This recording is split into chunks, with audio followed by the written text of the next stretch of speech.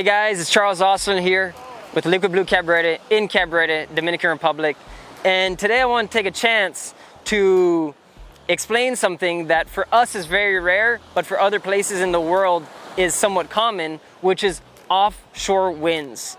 So as you can see behind me, we have the bay, and the bay continues, let's say, up and to the left.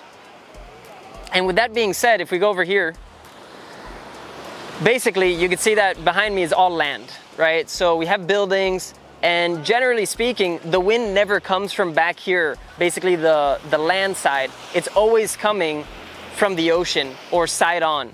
And with offshore conditions, which is rare for us, it's not as dangerous as it is in other places, but it's something to know about. So if you're at any spot, and let's just say I'm standing here on the beach and the ocean's behind me, if the wind is not blowing, whether onshore from the ocean or side onshore, a bit sideways, then it's coming offshore, which is basically off the land.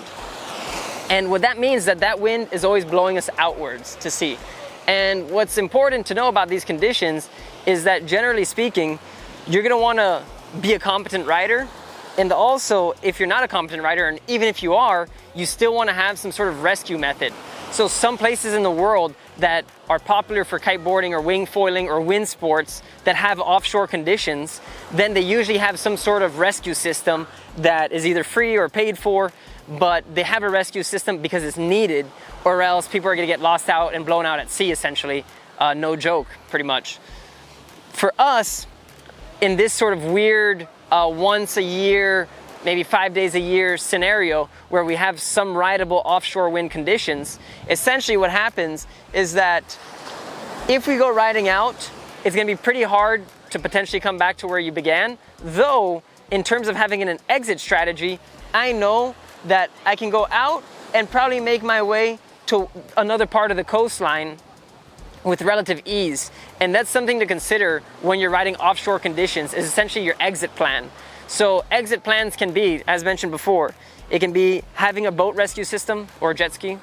It can be having another land mass on the other side, because sometimes it could be a lake and it's offshore conditions here, but on the other side of the lake, there's a land mass that you can get to, and then you can sort of make your way away. And then the other option is just having an exit strategy somewhere on the spot. So for us, if we were just blown straight out at sea, then we really don't have a chance to get back to shore unless we eject our equipment and swim back in.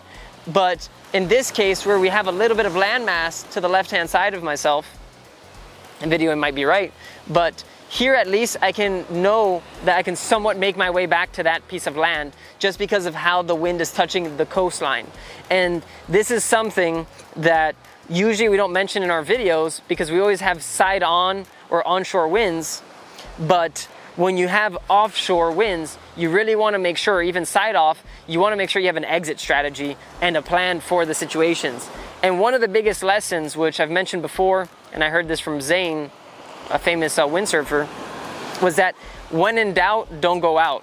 So that's sort of the whole bottom line to this, is that if you're a rider that's unsure of the conditions or the spot, for whatever reason, and we're talking about offshore winds right now, but it could even be because of the reef or whatever it might be, then until you're confident or until you have better information because of some locals told you or you did some research, then I wouldn't go out if you're in doubt, because you don't want to put yourself in a position of danger where you can hurt yourself, or even worst case is have someone else come and try to help you and then they also get in trouble because they're unsure of the scenario. So you always want to make sure, even when the conditions are regular, what to do in case of an emergency. And in this case, it's an offshore wind day. So with that being said, it's still rideable, it's still fun to do offshore riding, because if that's all you got, that's what you got. But you got to be conscious of the sort of potential dangers with that. And for us here, since we have all these palm trees behind us, essentially it doesn't come in that clean. So you do have to be further out at sea to get a cleaner wind. But as long as you know what you're doing, you can still have fun and ride these different conditions, which is a nice way to sort of mix up a regular spot, let's say. So with that being said, if you have any other questions, whether in regards to equipment, safety, coming down to Cabarete, whatever it might be, make sure to give us a shout. On the comment section below is one way to reach us. And then also in the description, I always put our email, our WhatsApp, our website. In any of those ways, you can always reach us if you have any questions, whether it's in general or even specific about coming down here to Cabarete and wing foiling or kiteboarding. But with that being said, as always, I'm gonna leave you with a view of the Cabarete Bay. This is Bozo Beach. Welcome to summer, guys. Have a good one.